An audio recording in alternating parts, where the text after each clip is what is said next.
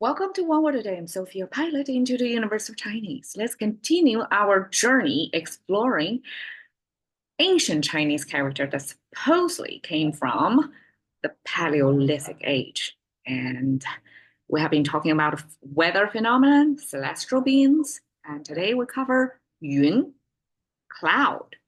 Okay, how Chinese express cloud? Because cloud is this irregular shape of things. It's not like the sun. You can express it with a sphere. Draw a circle, that's the sun. Even a star, you can draw multiple circles.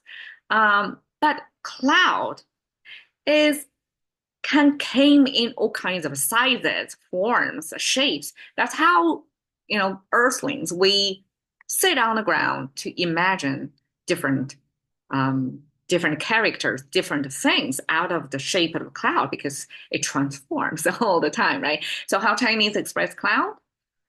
There are two horizontal lines in here. And then there is this almost like a tail thing that's irregular. Okay. We know Chinese is kind of rectangular, right? Their word is constant force to abstract the language.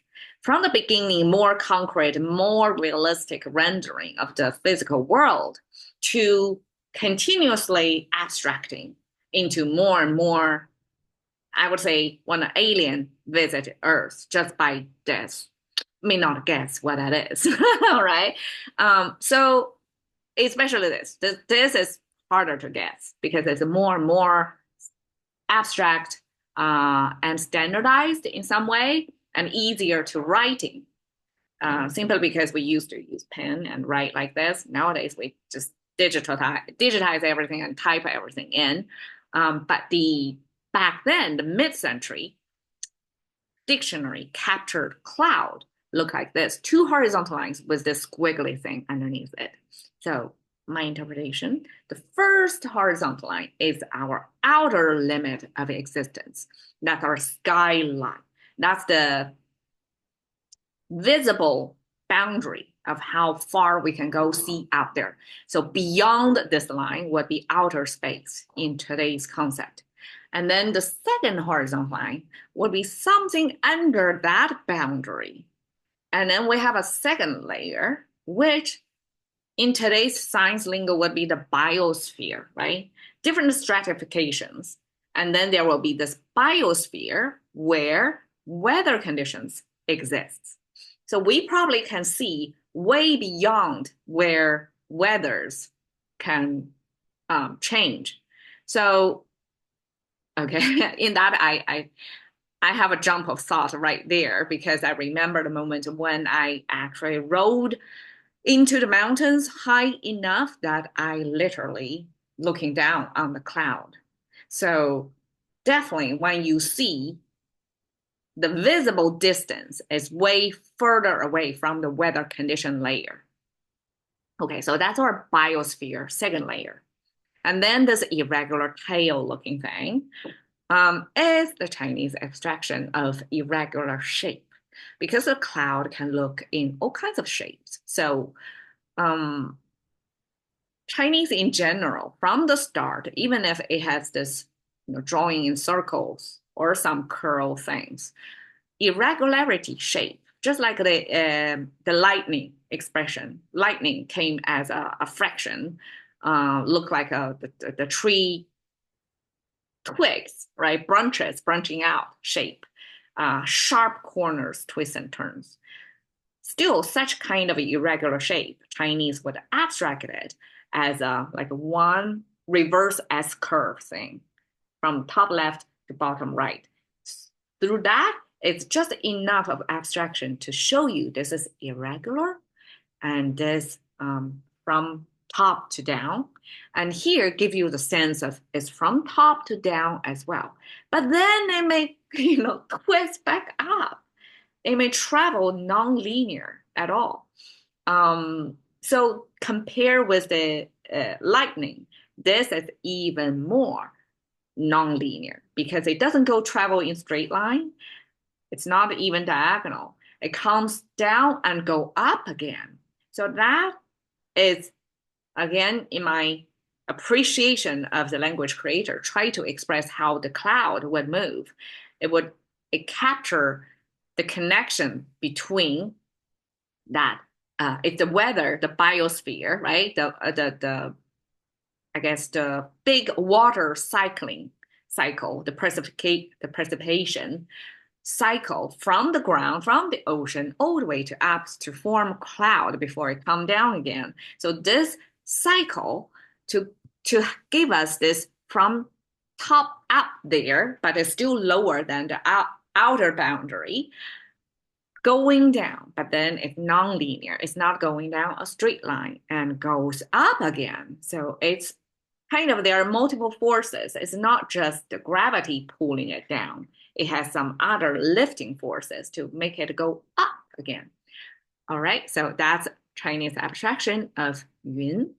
Yun juan, yun shu is how Chinese describe the behavior of yun, how yun would move. And I think these two characters, this is Juan and Shu, me as a hobby dancer, these two verbs choice, it's so comfortable to me. Juan means curl, even if I translate it as curl, it means your muscle contraction, you go into a tighter bundle.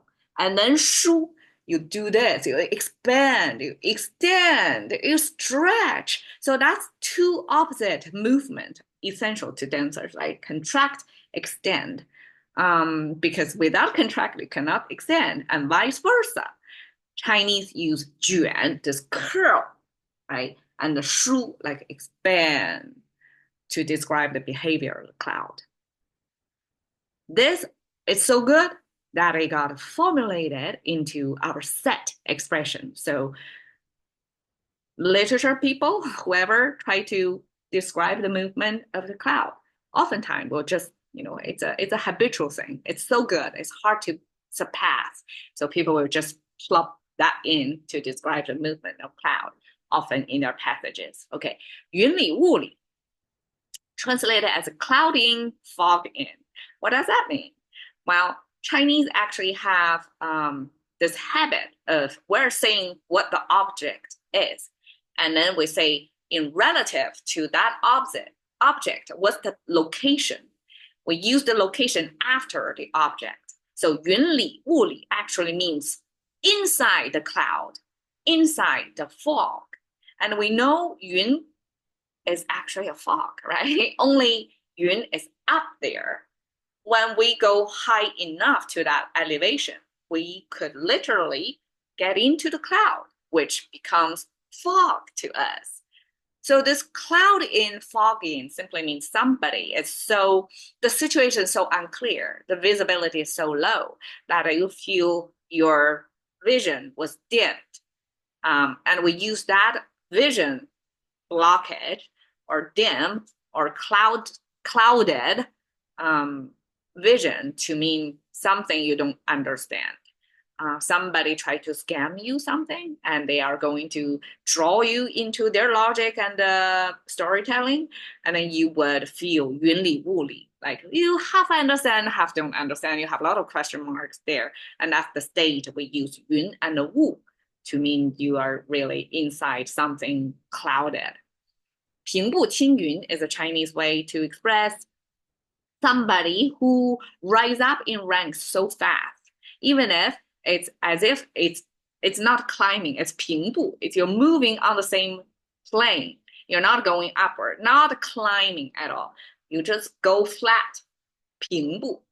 Somehow, by going flat, you walk all the way up to the blue cloud. And this 青云, this blue, could be related to a socially constructed concept of somebody in a hierarchy of society of this governed by bureaucracy. Back then, government officials would wear this 青 color, this bluish color clothing to signify their social status. They are the governing side, not the governed.